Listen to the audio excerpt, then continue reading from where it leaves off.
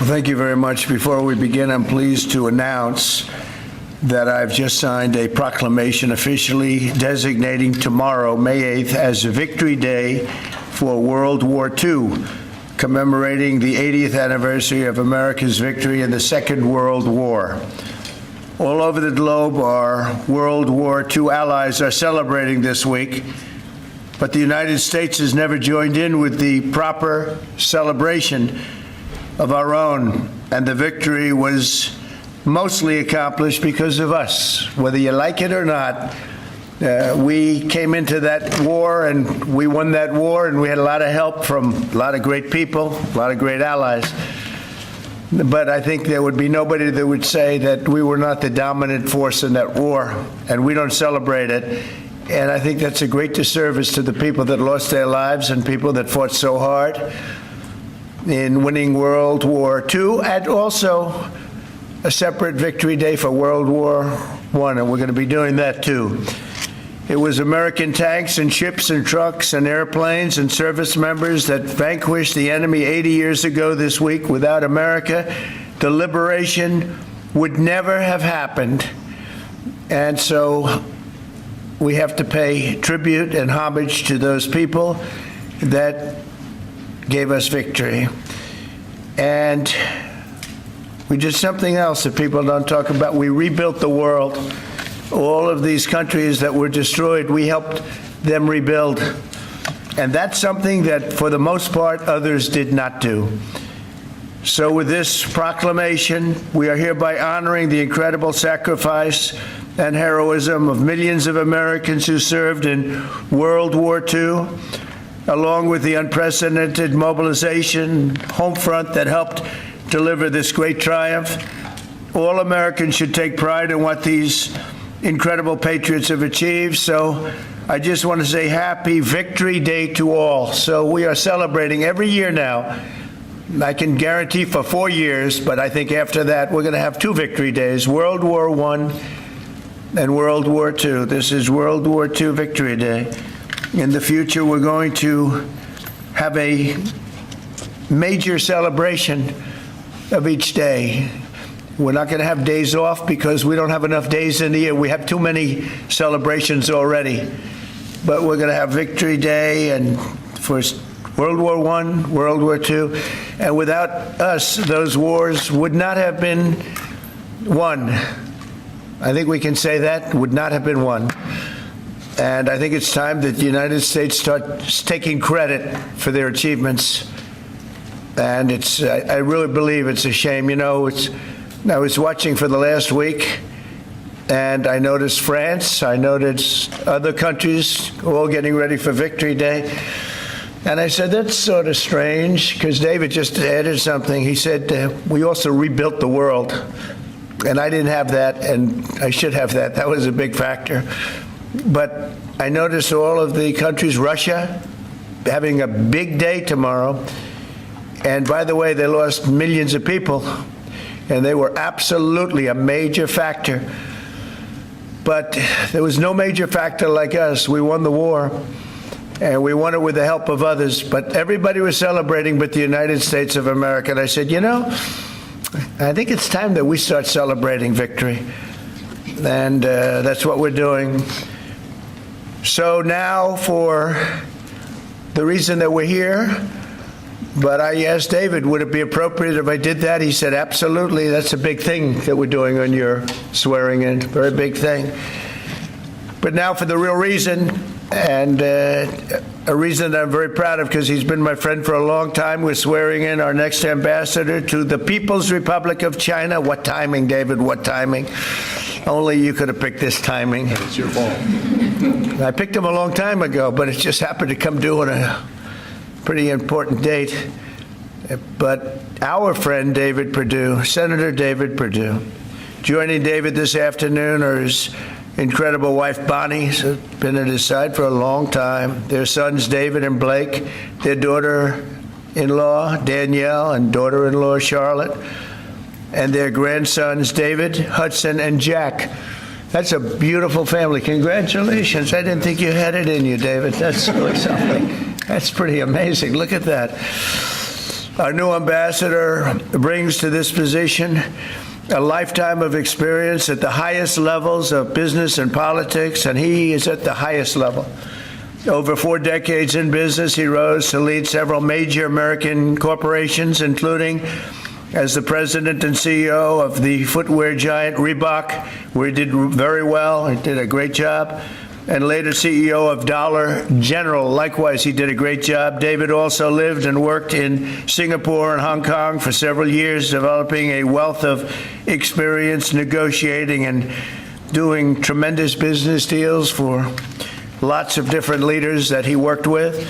Following his tremendous business success as an executive, David stepped forward to serve America in government, and as we all know, in 2014 he was elected United States Senate in Georgia, and he was very popular, very respected from day one. He served on the Senate Foreign Relations Committee and was a tremendous partner to our administration during my first term. I dealt with him a lot, and he solved a lot of problems. Now I'm entrusting David to help manage one of America's most complex and consequential foreign relationships, and I know he'll do a fantastic job. As our lead diplomat in Beijing, David will work to promote American interests and stability in the Indo-Pacific, help stop the flood of Chinese fentanyl across our borders, which we have to do. We lost, I believe, 300,000 people last year. Seek fairness and reciprocity for the American worker, ensure the safety of our citizens overseas, and promote peace in the region and in the world. And I'm confident that he will do an exceptional job. He's an exceptional man, and make our country very proud and make our country very safe, too. So, David, I want to congratulate you. This is as big as it gets, and the timing is unbelievable, but it's time that we have somebody like this. This is a very, very extraordinary man, and you're going to do a fantastic job. And say hello to President Xi when you're over there, please, okay? Thank you very much. Marco, would you do the service? Thank you. Why don't we come?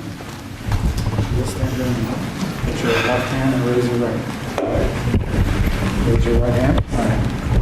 I state your name. I, David Purdue, Do solemnly swear do solemnly swear that I will support and defend that I will support and defend the Constitution of the United States the Constitution of the United States against all enemies, against all enemies, foreign and domestic, foreign and domestic, that I will bear true faith that I will bear true faith and allegiance and allegiance to the same, that I take this obligation freely I take this obligation freely without any mental reservation without any mental reservation or purpose of evasion, or purpose of evasion, and that I will well and that I will well and faithfully discharge and faithfully discharge the duties of the office the duties of the office on which I am about to enter. on which I'm about to enter. So help me God. So help me God.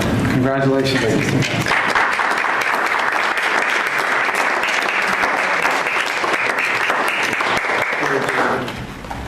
David, would you like to say something? Mr. President, I'm humbled to be in this office today. I love what you've done with this office. I like the Declaration of Independence. I want the world to know that I know this man personally. He loves this country, and I am glad to be your man in China. Thank you. Thank you, David. I think just for the sake of formality, here we go, David. Come on up. Come on up here, Bonnie. That's what it's all about, right? And now we send you on your way. Lots of luck. Yes, sir. We're right behind you, David. Look forward to seeing you over there, sir. Okay, have a good time. Thank you. Congratulations, everybody. Congratulations. Any questions, please? The Treasury Secretary just told lawmakers that a tariff exemption for certain baby items like car seats is under consideration. Will you exempt some products that families rely on? I don't know. I'll think about it. I don't know. I really don't. I want to make it nice and simple. I'm not looking to have so many exemptions that nobody knows what it's doing. We have to make it very simple, but I'll take a look at it. Yep. Mr. President, there are rumblings in Washington that some House Republican moderates are opposed to defunding Planned Planned Parenthood in this year's reconciliation package. What do you say to those members, and are you supportive of? Well, I don't know yet. I have to see because you're just telling me that for the first time. We'll work something out. Mr. President, what are you hoping your representatives will get out of the talks in Switzerland on China? And secondly, what does China need to do on fentanyl specifically? What do you want to see them Well, do? they have to stop fentanyl from coming in. That'll be a very big part. And I had that understanding with President Xi before I left last time, and we had a deal, and he would have honored the deal. But when Biden came in, of course, nothing ever happened with him. He didn't know what the hell he was doing.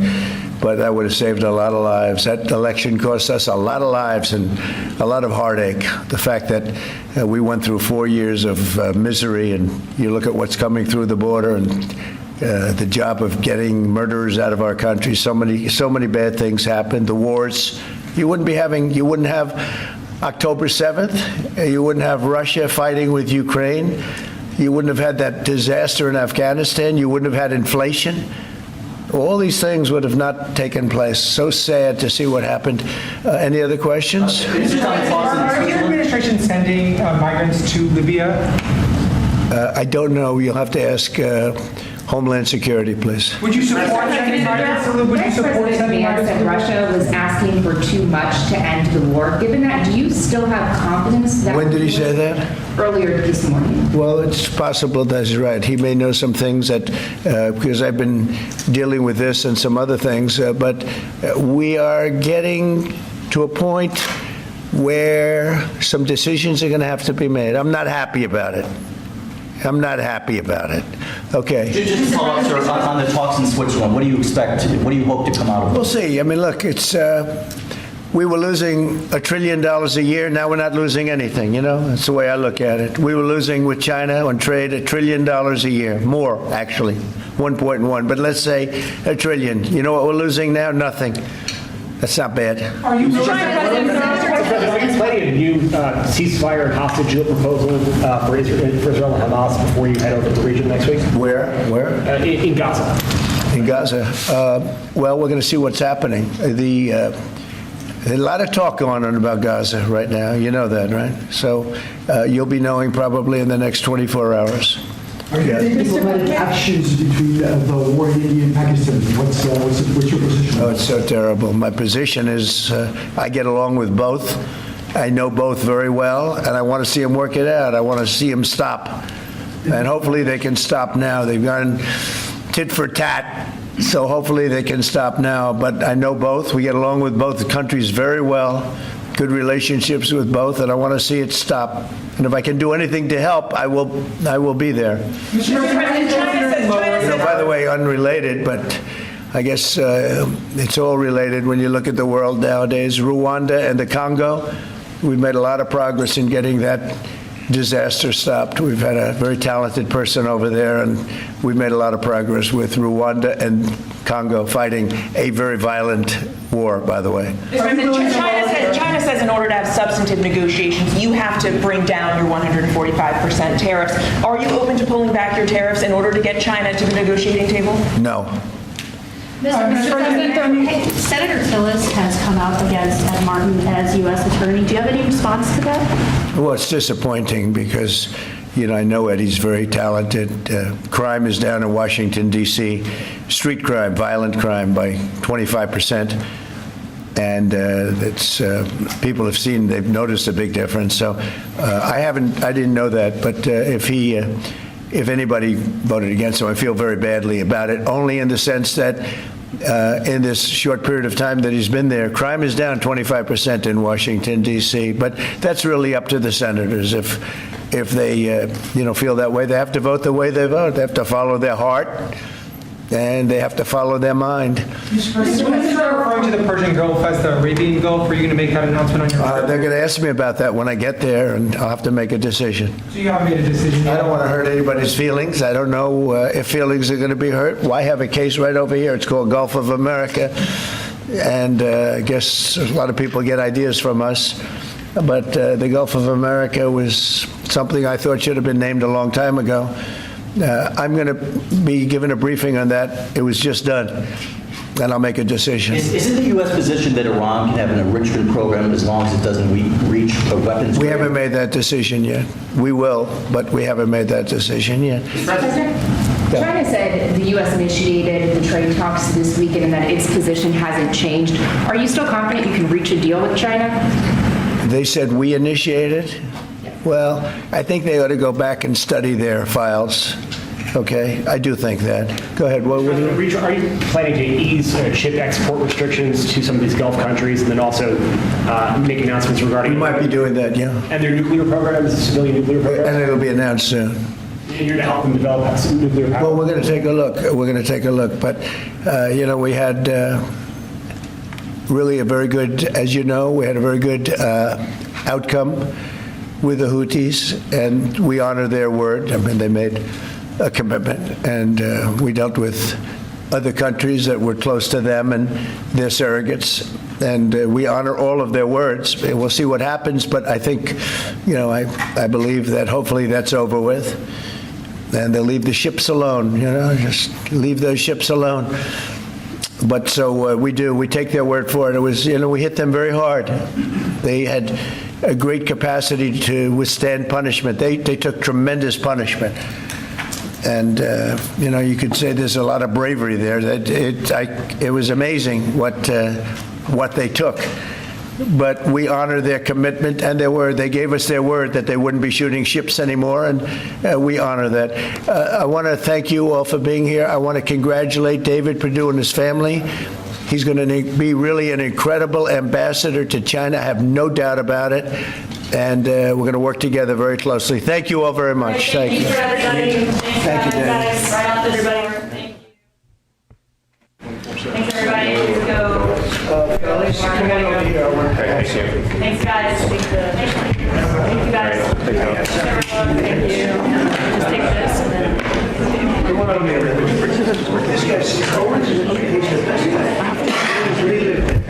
You know what?